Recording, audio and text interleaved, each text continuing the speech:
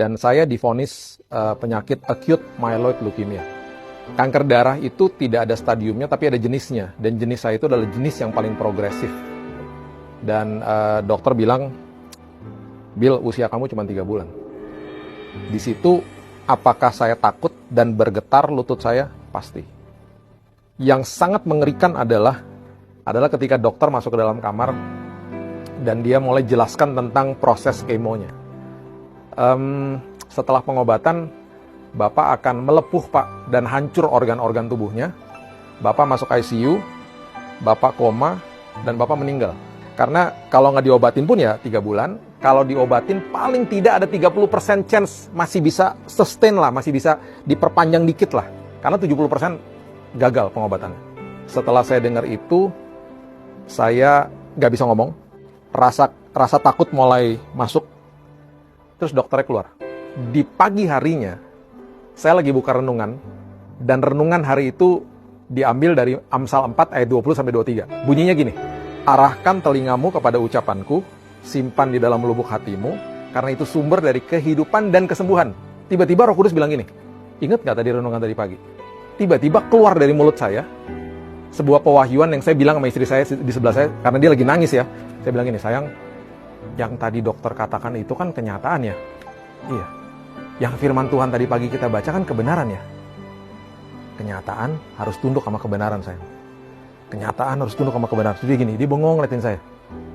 Iya sih, iya, itu aja, udah sekarang jadi doanya kita pokoknya. Tiba-tiba saya jadi semangat. Kayak Tuhan udah kasih modalnya pagi hari itu dengan ayat itu. Dan ayat itu jadi ayat pegangan saya. Setiap kali dia bawa bad report, karena kondisinya makin drop, saya selalu bilang, Tuhan, kenyataan tunduk sama kebenaran. Kenyataan tunduk sama kebenaran. Selesai di kemo selama 1 minggu, hancur tubuh saya. Tiba-tiba saya bersin pagi-pagi yang keluar darah semua. Karena organ-organnya melepuh, hancur. Sampai dimasukin ke ruang tindakan berkali-kali. Dan itu doa yang saya naikkan terus, dan saya bilang gini, sayang, jangan sampai kita nggak ngucap syukur. Tiap hari kita perjamuan, di dalam perjamuan saya selalu ngomong gini, Tuhan, terima kasih bahwa kesembuhan sudah disediakan ribuan tahun yang lalu. Saya nggak pernah minta, karena saya percaya kesembuhan sudah dikasih sama Tuhan. Semua sudah diserahkan di kayu salib ketika dia katakan sudah selesai di kayu salib. It is finished. Dan saya bilang, Tuhan, aku ranting, engkau pokok anggur. Karena aku melekat kepada pokok anggur, apapun yang pokok anggur punya, berarti aku punya. Karena engkau sehat, aku sehat. Karena engkau nggak punya cancer, aku nggak punya cancer, Tuhan. Karena aku melekat kepada pokok anggur. Semua firman aku ucapkan. Dan mulai timbul iman yang luar biasa. Dan kekuatan yang luar biasa. Singkat cerita, setelah berjalan 1-2 minggu, dokter pada kebingungan. Karena kok pasien kemo, makannya lahap. Bisa makan sampai 2 porsi. Dan dia akhirnya menulis jurnal bahwa ini pasien pertama yang nggak punya sariawan. Kan cairannya keras, panas. Kok bisa nggak ada sariawan sampai di center-center? Dia tulis jurnal, ini pasien pertama yang kayak begini gitu ya. Tiba-tiba dalam hitungan 1 bulan, di bulan Februari, ada 10 dokter yang ngecek saya. Kami tim dokter hari ini mau menyatakan kami nggak bisa ketemu sel kankernya hilang, katanya. You are clean. Clean, itu kata-kata dia. You are clean. Dari situ dia masih nggak percaya juga, dia masih kasih saya dosis kemo yang rendah sekali selama 3 kali lagi. Dites berkali-kali. Dan akhirnya di tes yang keempat di bulan Mei, dia bilang, oke, selesai, stop, udah. Dan saya keluar dari rumah sakit, saya nanya, saya nggak dikasih obat, dok? Nggak ada. Kamu kalau pusing beli Panadol aja di Indomaret, katanya.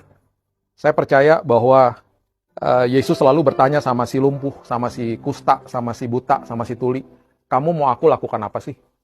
Dan selalu mereka bilang, aku mau lihat Tuhan, aku mau mendengar, aku mau tahir, aku mau jalan. Dan Yesus selalu katakan apa? Terjadilah sesuai dengan imanmu. Apa yang kecil dalam hidup kita, saya cuma punya lutut untuk berdoa, dan air mata, dan ucapan syukur. Bermitralah sama Tuhan. Tuhan suka memakai perkara kecil.